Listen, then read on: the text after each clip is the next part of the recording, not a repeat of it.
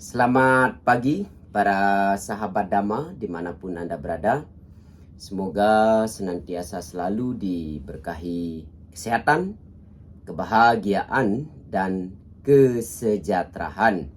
Selamat datang di Wudiko Channel, Namo Buddhaya. Kembali lagi bersama saya Biku Diko. Pada kesempatan pagi yang baik ini, pagi yang bahagia ini, saya akan menceritakan kisah tentang Megya Tera, Megya Tera, seorang biku bernama Megya Tera. Nah, cerita atau kisah ini masih dari cerita Dhammapada Atthakatha, yaitu Dhammapada Sair 33 sampai 34. Bapak, Ibu, dan saudara-saudari yang terkasih dimanapun Anda berada, untuk itu agar Anda atau para sahabat Dhamma bisa mengambil nilai moral atau makna penting apa yang bisa dipraktekkan dalam kisah atau cerita Dhammapada Atthakatha ini, maka untuk itu simak, lihat, dengar, dan tonton video ini sampai tuntas. Tonton video ini sampai selesai, sehingga nanti para sahabat Dhamma atau para sahabat Wudiko Channel bisa memetik makna, bisa mengambil makna, bisa mempraktekkan nilai moral apa, nilai penting apa yang bisa dipraktekkan, yang bisa dilakukan di dalam kehidupan sehari-hari dari kisah atau cerita Dhammapada Atthakatha ini.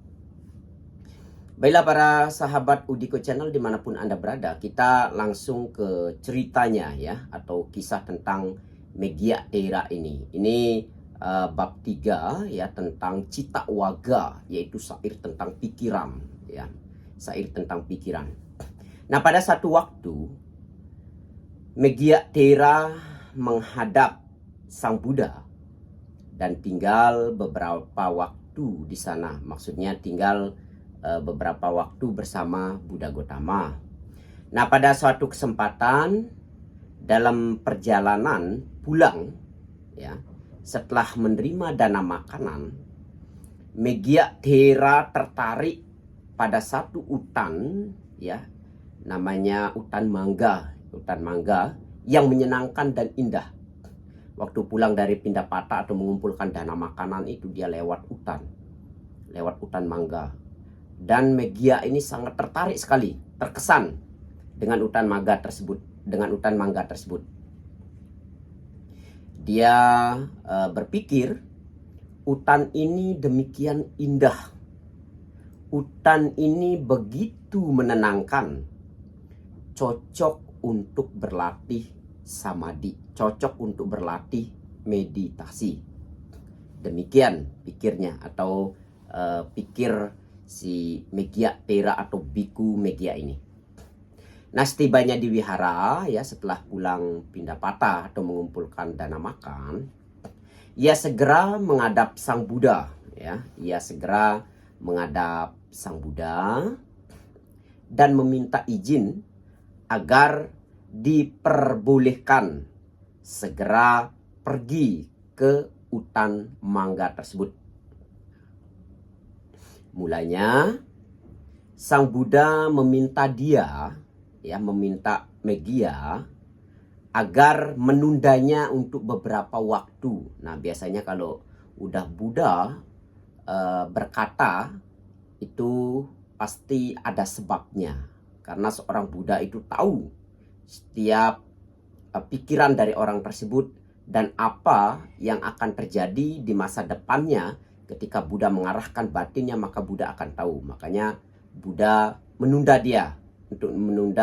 Megya ini untuk beberapa waktu dulu untuk pergi berlatih ke hutan tersebut.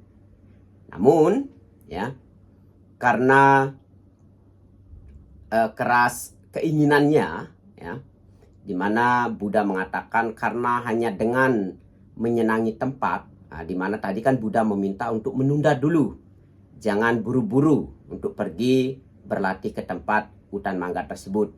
Karena Buddha mengatakan karena dengan hanya menyenangi tempat saja tidak akan menolong kemajuan batin Ya, Buddha mengatakan karena hanya menyenangi tempat saja, ya, itu tidak akan menolong atau tidak akan membantu di dalam kemajuan batin. Tetapi Megya Tera ini ingin segera pergi, dia kekeh untuk segera pergi berlatih di hutan mangga tersebut. Ya. Ia pun segera pergi, lalu mengulangi, sebelum pergi ya sore dia memohon berapa kali ya, sampai 3 kali memohon kepada Buddha agar diperkenankan, agar diizinkan untuk pergi ke hutan mangga tersebut berlatih meditasi. Akhirnya Sang Buddha pun mengatakan agar melakukan apa yang dia inginkan. Di Buddha mengizinkan, ya, silakan apa yang kamu inginkan lakukan. Segera Megya Tera atau biku Megya ini pergi ke hutan mangga tersebut, duduk di bawah pohon dan berlatih meditasi, ya, duduk di bawah pohon berlatih meditasi atau praktek samadhi, ya, praktek samadhi. Tetapi pikirannya ini berkeliaran terus, pikirannya ini tidak pernah tenang, ya. Tanpa tujuan, sukar berkonsentrasi, sulit untuk memusatkan pikirannya ini atau sulit sekali untuk konsentrasi. Ya. Dia batin atau pikirannya ini mengembara terus, berkeliaran terus. Ya. Pikirannya ini tidak bisa tenang.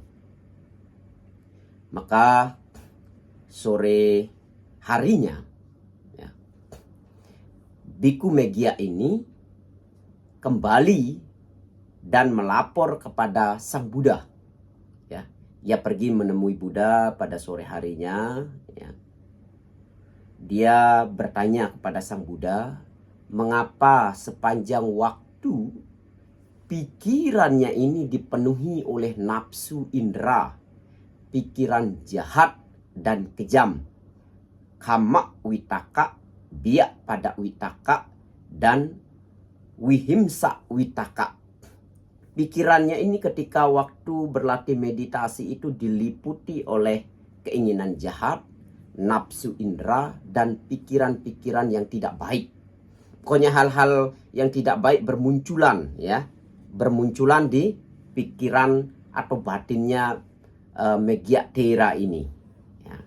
Nah, atas pertanyaan itu kemudian Sang Buddha membabarkan syair 33 dan 34 yang bunyinya berikut ini. Pikiran itu mudah goyah dan tidak tetap. Ya. Pikiran susah dikendalikan dan susah dikuasai. Orang bijaksana meluruskannya bagaikan seorang pembuat panah meluruskan anak panahnya. Kemudian syair yang 34 berbunyi seperti ini. Bagaikan ikan yang dikeluarkan dari air dan dilemparkan ke atas tanah. Pikiran itu selalu menggelepar. Karena itu cengkraman dari mara harus ditaklukkan. Nah, Megya Tera atau biku Megya ini mencapai tingkat kesucian Sotapati setelah khotbah Dhamma itu berakhir. Nah, setelah Buddha menyampaikan 2 bait syair ini, ya, syair 34 dan 33 dan 34 ini, Megya Tera ini mencapai tingkat kesucian Sotapati. Nah, ini enaknya, ya. Kalau lahir di zaman Buddha, ya, langsung bertemu Buddha, apalagi bisa mendengarkan khotbah langsung dari Buddha dan itu diarahkan langsung kepada pendengarnya, maka biasanya pada umumnya setelah itu pasti akan mencapai arus kesucian. Ya. Jadi sungguh beruntung dan memiliki parami atau kebajikan yang sangat besar sekali ketika orang-orang dulu lahir pada zaman Buddha masih ada dan bisa mendengarkan khotbah langsung dari Buddha Gautama. Lalu inti cerita atau poin penting apa yang terdapat di dalam kisah ini? Di sini kita diajarkan bahwa tidak hanya melihat keindahan dari luar saja, tidak hanya ketertarikan yang indah dari luar saja, itu belum tentu bisa mendukung seseorang dalam latihan. Contohnya si Megedia ini ya, melihat keindahan hutan tersebut dan berpikir untuk berlatih di sana bisa mencapai ketenangan, tetapi apa yang terjadi?